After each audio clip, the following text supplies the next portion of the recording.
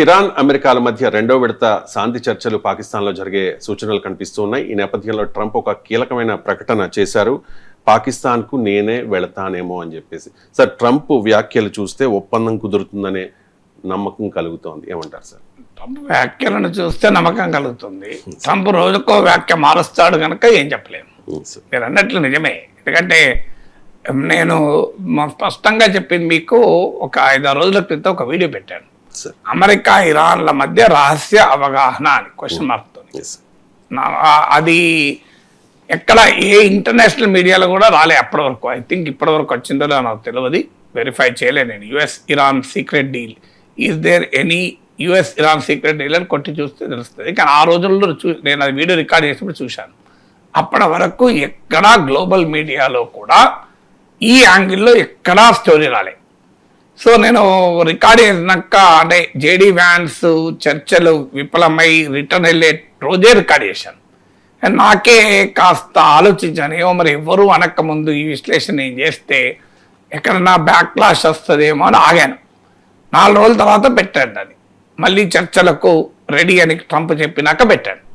So ఇవాళ చూస్తుంటే నాకు నేను ఆ రోజు చేసిన విశ్లేషణ, 5-6 రోజుల కింద చేసిన విశ్లేషణ 60,000 మంది చూశాను నా ఛానల్లో. అమెరికా ఇరాన్ల మధ్య రహస్య అవగాహన అని. సో బహుశా అదేమన్నా నిజమా అనే అనుమానం అయితే కలుగుతుంది. సో ట్రంప్ యుద్ధం ఆగిపోతుంది అన్నాడు, మీకు ఎక్కడా కాల్పుల విరమణ ఉల్లంఘన లేదు, మీకు ఇజ్రాయిల్ కూడా తోవకు తెస్తున్నారు. ఎందుకంటే ఇప్పుడు ఇజ్రాయిల్ లెబనాన్ల మధ్య కూడా ఒప్పందం కుదిరింది. ఎందుకంటే ఈ చర్చలకు ప్రధానమైన అడ్డంకి ఇజ్రాయిల్ లెబనాన్పై చేస్తున్న దాడులు. ఎందుకంటే అమెరికా అధ్యక్షుడు ట్రంప్ కానీ ఇజ్రాయెల్ ప్రైమ్ మినిస్టర్ నెతన్యాహు కానీ ఇరాన్ సీజ్ ఫైర్కు లెబనాన్ సీజ్ ఫైర్కు సంబంధమే లేదు అని వాదించారు. కానీ సంబంధం ఉంది అని ఇరాన్ వాదించింది, మీడియేటర్గా ఉన్న పాకిస్తాన్ కూడా వాదించింది. ఎందుకంటే సంబంధం ఉంది, cease fire applies to all అని. సో ఇప్పుడు అంటే ఇరాన్ చాలా క్లియర్గా వన్ ఆఫ్ ద 10 కండిషన్స్లో కండిషన్ ఏంటంటే, మీకు లెబనాన్ మా ప్రాక్సీస్ పైన అంటే మా మిత్రుల పైన ఎక్కడా దాడులు జరగద్దు అని. సో దానికి ఇప్పుడు అంగీకారం చేస్తూ అమెరికాలో ట్రంపే చెప్పాడు కదా, నేను ఇజ్రాయిల్ లెబనాన్ల మధ్య ఒప్పందం కుదుర్చుతాను అని. సో అదొక మేజర్ హర్డిల్ పోయింది.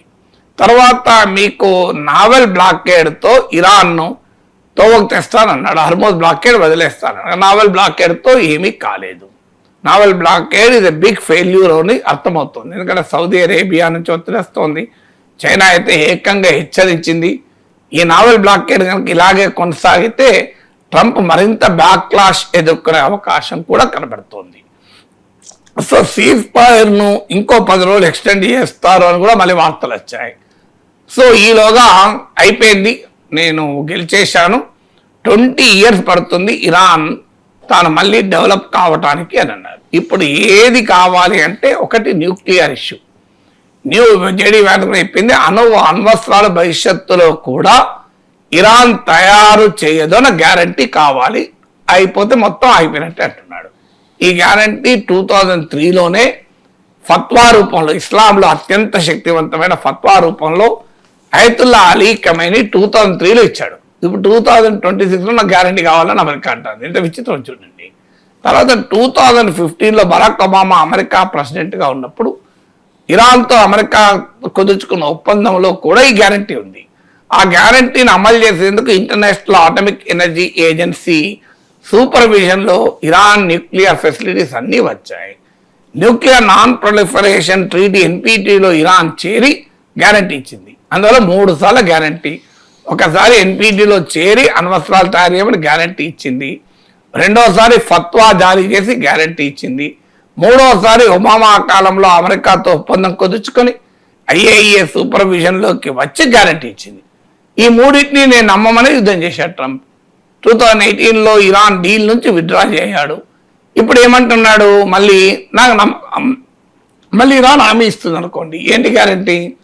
ఒకవేళ అంతకుముందు ఇచ్చిన ఎన్పిటిలో చేరడం గ్యారంటీ కాదు, ఫత్వా జారీ చేయడం గ్యారంటీ కాదు, ఒబామా టైంలో అమెరికాతో కుదుర్చుకున్న ఒప్పందం గ్యారంటీ కాదంటే ట్రంప్తో కుదుర్చుకున్న హామీ ఎట్లా గ్యారంటీ అవుతుంది? మరి నిజంగానే ఇరాన్ ఇవన్నీ చెప్పి కూడా అణ్వాయుధాలు ప్రూవ్ చేయొచ్చు కదా అదే మాట. దానికి ఆన్సర్ లేదు ట్రంప్. అంటే కేవలం తాను చేసిన ఏకపక్ష యుద్ధాన్ని సమర్థించుకోవటానికి ఏదో ఒక పాయింట్ కావాలి. అందువల్ల చూడండి ఈ మీడియాలో వస్తుంది మరి యురేనియం నిక్షేపాలని కూడా ఇరాన్ దగ్గర ఉన్న యురేనియం నిక్షేపాలని ఇచ్చివేయడానికి ఇరాన్ సిద్ధపడిందని, ఈవెన్ ఒబామాతో ఒప్పందం కుదుర్చుకున్నప్పుడు కూడా ఈ మేరకు అంగీకరించారని చెప్పింది. రష్యా ప్రతిపాదించింది యుద్ధం మొదట్లోనే ఇరాన్ న్యూక్లియర్ ఫిస్సల్ మెటీరియల్ రష్యాకు ట్రాన్స్ఫర్ చేస్తామని, అప్పుడు వినలే. ఇప్పుడు మళ్ళీ ఎంత అయిపోయింది, న్యూక్లియర్ ఆప్షన్ మీద ఒప్పుకుంటే అయిపోతుందని. వాళ్ళు ఇదివరకు మా కొత్త ఒప్పుకునేది ఏమన్నా ఇదివరకు ఒప్పుకున్నాడు ఇరాన్ అంటుంది. మీరు ఎందుకు యుద్ధం చేసినా అడుగుతాను, దానికి ఆన్సర్ లేదు. అందువల్ల ట్రంప్ ఇరాన్ను ఓడించలేని తన అసమర్థతను సమర్థించుకోవటానికి, తాను ఏదో యుద్ధంలో సాధించానని చెప్పుకోవటానికి సాగదీస్తున్నాడు. ఇక యుద్ధం చేస్తాడని నాకు అనిపించడం లేదు, సాగదీస్తున్నాడు. సాగదీసి తాను గెలిచానని ప్రకటించుకొని వెళ్ళిపోతాడు. ఇది నేను డే 1 చెప్తున్నాను. తోక ముడుస్తున్న ట్రంప్ ఏదో ఒకటి చెప్పి హానరబుల్ ఎగ్జిట్, గౌరవప్రదంగా ఈ యుద్ధం నుంచి బయటపడతాడు ట్రంప్. మీరు చూడండి అని February 28 నుంచి నా విశ్లేషణలు చూసిన ఎవరికైనా ఇది అసిమెట్రిక్ వార్ఫేర్. ఈ అసిమెట్రిక్ వార్ఫేర్లో అమెరికాకు మోస్ట్ ప్రాబబ్లీ అవమానమే జరుగుతుంది. ఆఫ్ఘనిస్తాన్లో జరిగింది, వియత్నాంలో జరిగింది. అది 30 రోజుల యుద్ధం తర్వాత జరుగుతుందా, 20 ఏళ్ల తర్వాత జరుగుతుందో చెప్పలేము. ఎందుకంటే 20 ఏళ్ల తర్వాత జరిగింది కదా ఆఫ్ఘనిస్తాన్లో. కానీ అల్టిమేట్గా అమెరికాకు ఇది అవమానమే కలిగే అవకాశం ఉంటుంది. గత యుద్ధాల చరిత్ర చూసినా, అసిమెట్రిక్ వార్ఫేర్ సభాను చూసినా డే 1 చెప్తున్నా. నన్ను ఇరానేశ్వర్ అని కూడా కొంతమంది పేర్లు పెట్టి విమర్శిస్తున్నారు. ఉన్న రియాలిటీ చెప్తే ఇట్లనే మాట్లాడతారు. రియాలిటీ అది. నేనేం ఇరాన్ సమర్థించడం లేదు, ఎన్నోసార్లు చెప్పాను. ఇరాన్లోని ఇస్లామిక్ రెజ్యూమ్ నేను సమర్థించడం లేదు. ఇరాన్ వద్ద అణ్వాయుధాలు ఉంటే ప్రమాదకరం. అందుకే అమెరికా ఇరాన్ ఒప్పందాన్ని సమర్థించాను నేను. ఆ ఒప్పందం నుంచి బయటికి వెళ్ళింది ట్రంప్, నేను కాదు కదా. సో అందువల్ల మనకు వాస్తవాలు అర్థం కాకపోతే ఇలాగే ఉంటుంది. అంటే మనకు ఉన్న ప్రెజుడిస్తోని, మనకున్న వ్యక్తిగత అభిప్రాయాలతో పరిస్థితులను చూడకూడదు. పరిస్థితుల్ని ఉన్నది ఉన్నట్టుగా చూడాలి. ఉన్నది ఉన్నట్టుగా చూడలేని విశ్లేషకులు కానీ, రాజకీయ పార్టీల అభిమానులు కానీ, ఉన్నది ఉన్నట్టుగా తమ అభిప్రాయాలను నిజమనుకొని భావించేవారు నిజం చెప్పినా నమ్మరు. అదే జరుగుతుంది కదా. ఇప్పుడు నేను February 28 నుంచి చెప్తున్నా, ఈ యుద్ధంలో అల్టిమేట్గా ఏమీ అమెరికా సాధించదు అని. మ్యాక్సిమం అయితే రెజ్యూమ్ని వీకెండ్ చేస్తుంది, చంపేస్తుంది, మిలిటరీని దెబ్బతీస్తుంది. ఫైనల్గా ఇరాన్ పైన అమెరికా గెలవదు. అంటే గెలవదు అంటే అర్థం ఏంటి, అది కూడా చెప్పాను. మిలిటరీ ఆపరేషనల్ అప్పర్ హ్యాండ్ వస్తుంది, కానీ స్ట్రాటజిక్ అప్పర్ హ్యాండ్ రాదు. అంటే ఈ యుద్ధంలో ఎప్పుడు కూడా మిలిటరీ విజయం సరిపోదు, వ్యూహాత్మక విజయం కావాలి అని. ఇప్పుడు వ్యూహాత్మక విజయం ఎక్కడ వస్తుంది ట్రంప్కి చెప్పండి. సో అందువల్ల ట్రంప్ యుద్ధం నుంచి పారిపోవడానికి సిద్ధపడుతున్నాడు.